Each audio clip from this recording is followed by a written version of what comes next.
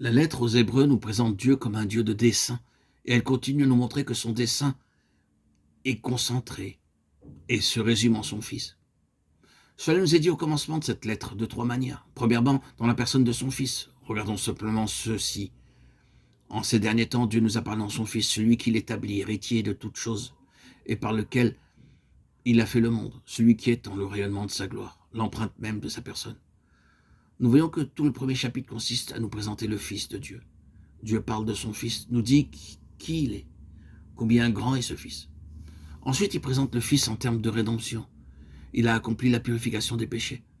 C'est une simple phrase, mais combien de chapitres suivront maintenant pour expliquer ce qu'est la rédemption? Tous ces chapitres sur le sacerdoce et le sacrifice sont liés à cette seule phrase. Dieu parle en son Fils concernant la rédemption. En troisième lieu, il parle en son Fils concernant la gloire. Le Fils est le rayonnement de sa gloire. Et il va amener beaucoup de fils à la gloire. Hébreux 2:10. Parce que après avoir accompli la purification des péchés, c'est assis à la droite de la majesté divine dans les lieux très hauts.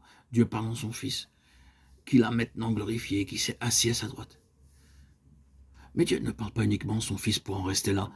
Nous remarquerons qu'au chapitre 2e, il fait entrer l'homme en cela, et cette lettre a un message merveilleux pour l'homme. Tout ce que Dieu a mis en son Fils est pour l'homme.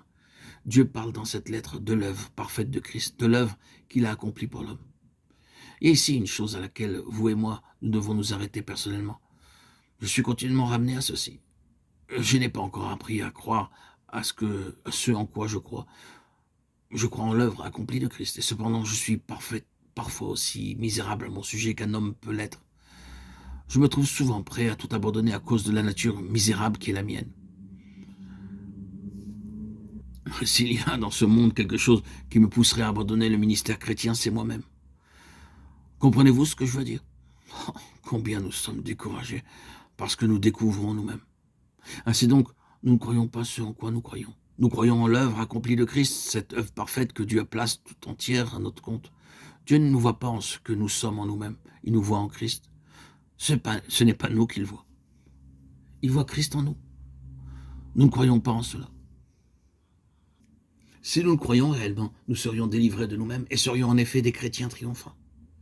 Cela ne signifie pas naturellement que nous devions nous conduire n'importe comment. Nous pouvons commettre des fautes en parole ou en acte, mais pour chaque chrétien, il y a un refuge, un siège propitiatoire. Il n'a plus besoin d'être établi, il est là, sous le sang précieux. Ce sang n'a plus besoin d'être répandu, il est répandu. Il y a un souverain sacrificateur qui fait intercession pour nous. Tout ce dont nous avons besoin est là. L'œuvre est achevée, parfaite. Nous, les chrétiens, nous devons croire en ce que nous croyons. Il faut nous saisir des deux mains de tout ce qui est notre foi chrétienne.